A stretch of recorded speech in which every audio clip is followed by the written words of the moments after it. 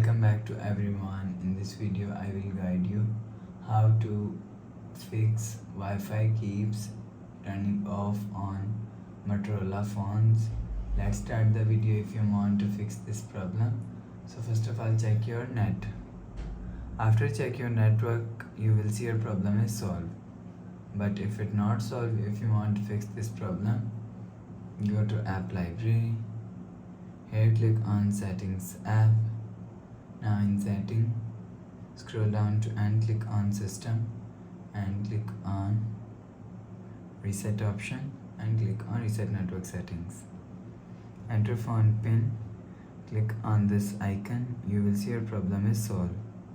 But if it still not solved, restart device. Just click and hold side power button and volume up button at the time.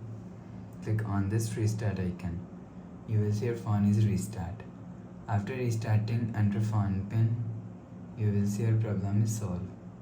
But if it's still not solved, go to app library. Click on settings app. Now in setting, click on system and update. You will check your software update is latest. If it not latest, update your software latest. After update software latest, go back to home screen. You will see your problem is solved. But if it still not solved, click on settings app and click on battery. After click on battery, click on